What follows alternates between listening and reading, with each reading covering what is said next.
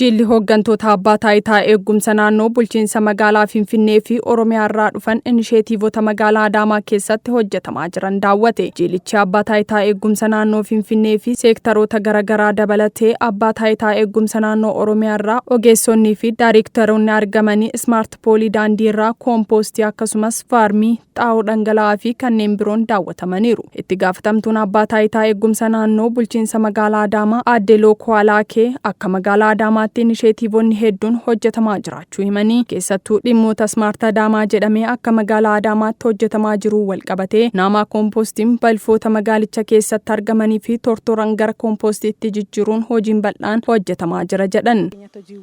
Isaan akka muuxannootti jedhanii magaalli keenyas waan gurguddaa hojjette keessa dhimma nama koompostiiti. Nama koompostiin balfoota magaalaa keessatti argaman keessattuu warroota tortoruu danda'an gara koompostiitti deebisuudhaan kan irratti hojjetaa ture magaalli keenya. Gama biraatiin hojii dhabdoota gurmeessuun balfa magaalaa gara qabeenyaatti jijjiiruun irratti akka hojjetan deeggarsa garaagaraa gochaa jiraachuu himan. Qaamota achirratti gurmaa'an sana deeggarsa garaagaraa gochuudhaaf maashinii garaagaraa bitanii qaamni sun sirriitti himaataan sun lafa qabatee hojii kana hojjetee balfa magaalaa kana gara qabeenyaatti deebisee akka irratti hojjechuu danda'uuf wanni bal'aan magaalli keenya hojjetaa turee fi qaamota sanaaf nutis akka abbaa taayitaa eegumsa naannootti yaadota ogummaa garaagaraa kennaafi turre. Dursaan garee qindeessaa raawwii jijjiirama qilleensaa Oromiyaa obbo Taaxaq Lammaa akka jedhanitti koompostiiwwan hojjetamaa jiran kun galii uummata naannichaa dabaluu fi xaa'oo keemikaalarraa bilisa ta'e karaa itti oomishamuu danda'u argine kana gara naannoo keenyaatti fiduun bal'inaan hojjechuuf qophii ta'uu dubbatan.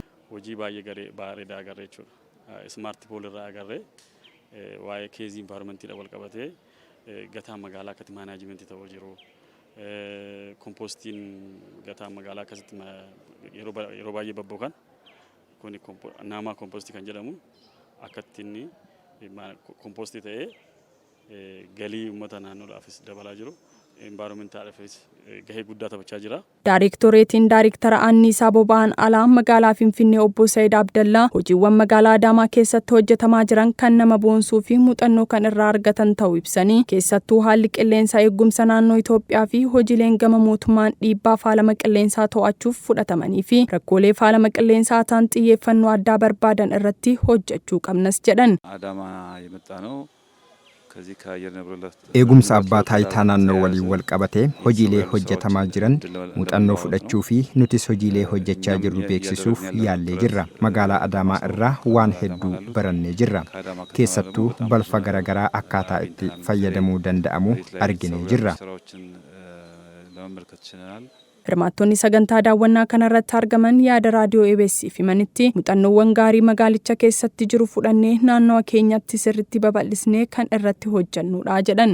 Guyyaa har'aa kana iddoo baay'ee deemnee daawwannee jirra. Keessattuu faalama qilleensaa wajjin wal qabatee bulchiinsi magaalaa Adaamaa haala kamiin naannoo eegaa akka jiran muuxannoo waan gaggaarii isaan biratti mul'ate gara bulchiinsa magaalaa Finfinneetti babal'isuudhaaf jennee dhufnee ilaalaa turre waa baay'ee agarree jirra. Iddoo baay'ee daawwannee jirra. Hojiiwwan barumsa ta'uu danda'an hojiiwwan jijjiirama fiduu danda'an argannee jirra. Muuxannoo gara magaalaa keenyaatti kan babal'isuu dandeenyu jechuudha.